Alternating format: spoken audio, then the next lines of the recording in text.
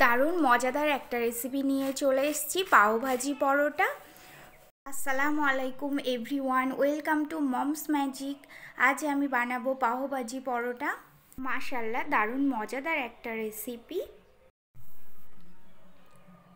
প্রথমে আমি নিয়ে নেব ময়দা। এখানে আপনারা হাফ আটা বা হাফ ময়দা নিতে পারেন, আবার পুরোটা আটা নিয়েও বানিয়ে নিতে পারেন। এর মধ্যে দিয়ে দিয়েছি পরিমাণ মতো লবণ, দিয়ে দিয়েছি বেকিং সোডা, এখানে আপনারা বেকিং পাউডারও দিতে পারেন, আর দিয়ে দিয়েছি অল্প পরিমাণ 2 থেকে 3 টেবিল স্পুন রিফাইন অয়েল। শুকনো উপকরণটা আমি খুব ভালোভাবে মিশিয়ে নেব। এরপর অল্প অল্প জল দিয়ে আমি ডোটা রেডি করে নেব। অল্প অল্প জল দিয়ে ডোটা রেডি করে নিয়েছি। উপর থেকে সামান্য একটু তেল দিয়ে দিলাম যাতে উপরটা ড্রাই না হয়ে যায়। এরপর আমি ঢাকনা দিয়ে 10 মিনিট ঢাকা দিয়ে রেখে দেব। এরপর একটা ফ্রাই প্যান বসিয়ে দিয়েছি। ফ্রাই প্যানের মধ্যে আমি অল্প পরিমাণ তেল দিয়েছি, তেলের পরিমাণটা খুব বেশি দিতে হবে না। এরপর নিয়ে নিয়েছি আমি টমেটোর ভিতরের অংশটা ফেলে দিয়েছি। টমেটোর ভিতরে প্রচুর জল থাকে, জলের পরিমাণটা অনেকটা বেশি হয়ে যাবে, তাই ভিতরের অংশটুকু বাদ দিয়ে দিয়েছি।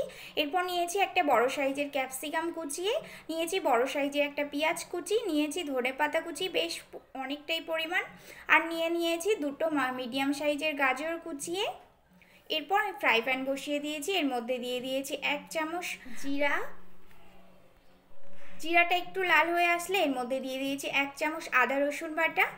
আদা রসুন হালকা করে নেড়ে নিয়ে এর মধ্যে দিয়ে দিচ্ছি আমি পেঁয়াজ কুচি। পেঁয়াজটাকে 1 মিনিটের জন্য কুক করে নেব। এই সময় গ্যাসের ফ্লেমটা আমি মিডিয়াম আঁচে রেখেছি। এরপর আমি দিয়ে দেব গাজরটা একটু মোটা হয়, তাই গাজরটা আমি আগে কুক করে নেব। গাজরটাকে আমি 2 মিনিট কুক করে নেব। এরপর দিয়ে দেব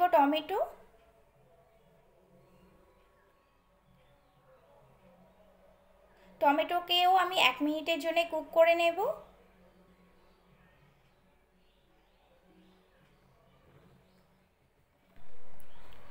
এরপর এর মধ্যে আমি দিয়ে দিচ্ছি ক্যাপসিকামটা আমি ভালো করে নেড়ে নেব, সবগুলো ভালো করে কষিয়ে নেব।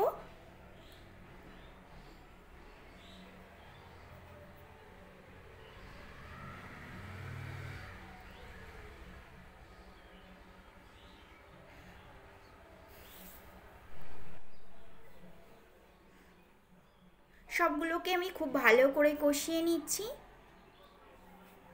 এরপর এর মধ্যে দিয়ে দিচ্ছি আমি কাঁচা লঙ্কা পেস্ট 1 চামচ। সবগুলো আমার কষানো হয়ে গেছে। এবারে আমি 3টে মাঝারি সাইজের আলু সিদ্ধ করে ম্যাশ করে নিয়েছিলাম, সেই ম্যাশ আলুটা আমি দিয়ে দিলাম। এরপর এর মধ্যে আমি কিছু গুঁড়ো মশলা অ্যাড করব। প্রথমে দিয়ে দিচ্ছি হাফ চামচ হলুদ গুঁড়ো, 1 চা চামচ কাশ্মীরি লঙ্কা গুঁড়ো, চাট মশলা হাফ চা চামচ গরম মশলা, দিয়ে দিয়েছি পরিমাণ মতো লবণ।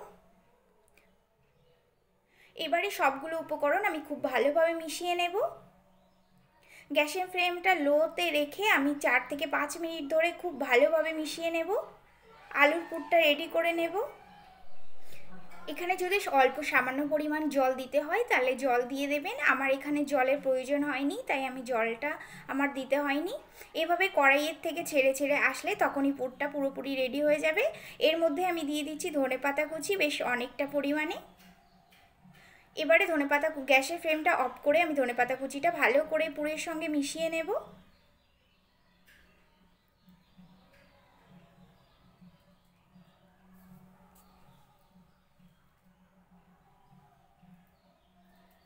আলুর পুরটা আমার পুরোপুরি রেডি হয়ে গেছে। এরপর আমি নামিয়ে নেব।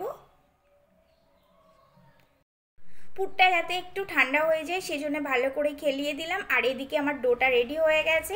এবার ডোটার ঢাকনা তুলে আমি এর থেকে একটা লেচি কেটে নিয়েছি। আমি একটু ছোট্ট করে কেটে নিয়েছি, আপনারা বড় বা মিডিয়াম যে কোনো সাইজের বানিয়ে নিতে পারেন। এর থেকে আমি রুটিটা বেলে নেব।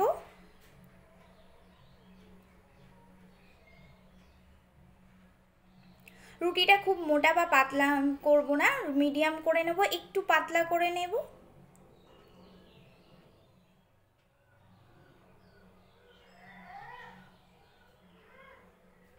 খুব বড় করব না, মিডিয়াম করে বেলে নেব।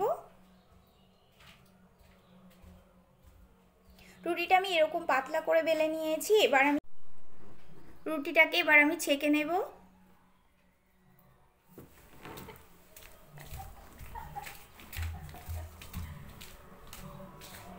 এক মিনিটে অনেকগুলো রুটি ছেঁকে নেওয়া যায় এইভাবে। উল্টে পাল্টে 3 থেকে 4 বার করে তুলে নেব। আমি এখানে অনেকগুলো রুটি একইভাবে ছেঁকে নিয়েছি। এখানে আমার ডোটা এখনও আছে, এখানে আমি বাকি রুটিটা পরে ছেঁকে নেব। আর আমি চিজ নিয়ে নিয়েছি, মজেরেলা চিজ, এখানে ছোট ছোট টুকরো করে নিয়েছি। এরপর পুরটা দিয়ে আমি রুটিটা তৈরি করে নেব।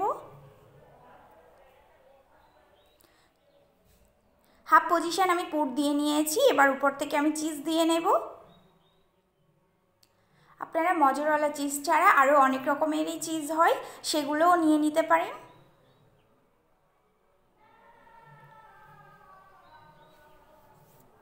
এরপর আমি রুটিটা মুড়ে নিচ্ছি। এবার আমি ছেঁকে নেব।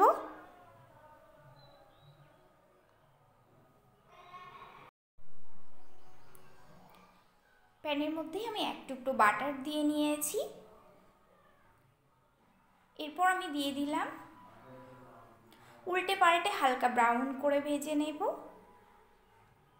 এই সময় গ্যাসের ফ্লেমটা লো টু মিডিয়াম রেখেছি।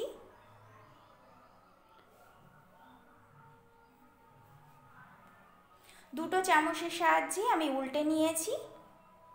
দেখুন কত সুন্দর কালার চলে এসেছে। এবার মাঝখানটা এভাবে দুটো হাতা দিয়ে ধরে নিয়ে আমি ভেজে নেব।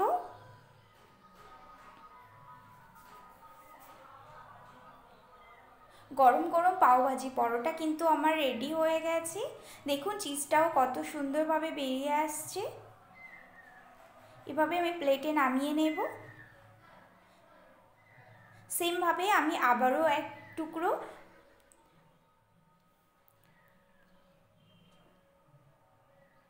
বাটার দিয়ে দিয়েছি। আর এরপর আমি আরও একটা ভেজে নিচ্ছি। সেমভাবে হালকা ব্রাউন কালার করে নিয়েছি। দুটো চামচের সাহায্যে উল্টে পাল্টে ভেজে আমি সবগুলো প্লেটে নামিয়ে নিয়েছি। দেখুন কত সুন্দর হয়েছে। মাঝখানটাও চিজে ভরপুর। পাওভাজি পরোটাটা আমি একটু অন্যরকমভাবে বানিয়েছি, আশা করি আপনাদের ভালো লাগবে। মাশাআল্লাহ, এভাবে একবার বানিয়ে দেখবেন, দারুণ টেস্টি আর দারুণ মজাদার হবে।